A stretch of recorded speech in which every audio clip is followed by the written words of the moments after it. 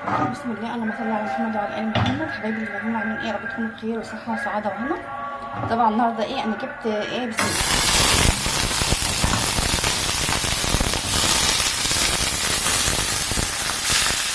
قلت بقى اعمل صينيه مكرونه سريعا وفي نفس الوقت اقتصاديه جدا عشان كده طبعا. طبعا القلايه دي حلوه يا رشا، او المقلايه دي كويسه والله. انا صاحبتي امبارح جابتها لي على المحل، تمام، مع ان انا عندي والله، بس هي جابتها بقى. طبعا هي عزيزه عليا جدا. اول حاجه شوحنا اللحمه. طبعا انا جبت ربع كيلو لحمه وخدت معايا البصل عشان نفرمه معاها، تمام.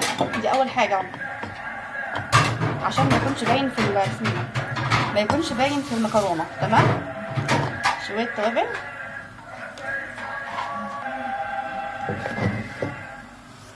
طبعا بقى ايه، العصر قرب يأذن والاولاد جاعوا، فان شاء الله كده ايه هنعملها سريعا، وان شاء الله في نفس الوقت كمان اقتصاديه.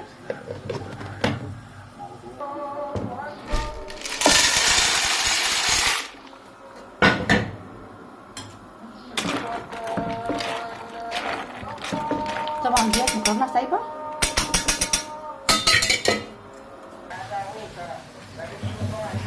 طبعا بقى سريعا كده هنعمل ايه، البشاميل.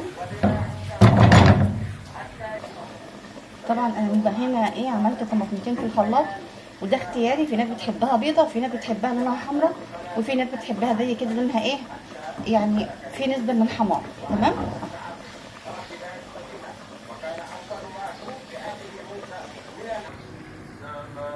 طبعا هي سريعا يعني ايه، تحمر وفي نفس الوقت تشرب السمنه او الزيت او اي ايه. كل اللي انا عاوزاه بس يا دوبك ايه، تطلع ريحه كده كانها محمره اهو. عندك بقى، عندك شوربه حطي، عندك ايه، لبن حطي، الاتنين شغالين ان شاء الله. بسم الله.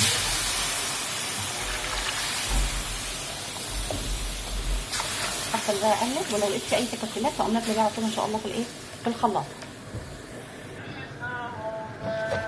كده. خلاص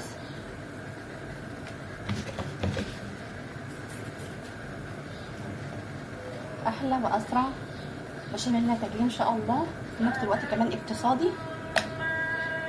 كل الحكايه ربع كيلو لحمه. على فكره اللحمه المجمده بقت ب 200 جنيه، يعني نزلت 20، تمام. ربع كيلو ب50. خلاص. طبعا بقى هتفضلي تقلبي كده، ولو لقيتي اي تكتلات تنزلي بقى في الخلاط على طول، تمام اهو. ماشي، خلاص كده كله جاهز. يلا نشوف بقى الايه.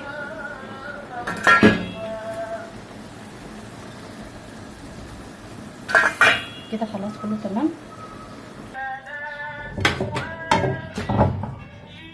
بسم الله.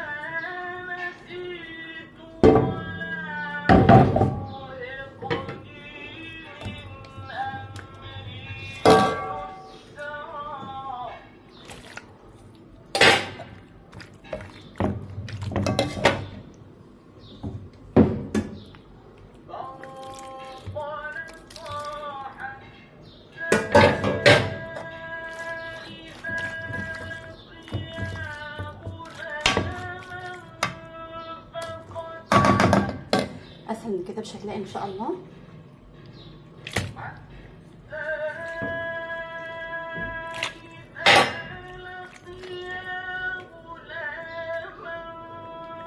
كل اللي علينا هندخلها الفرن والف هنا وشفا.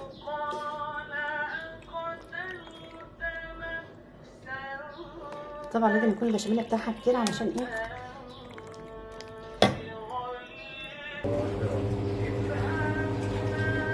الله الله روعه وجمال.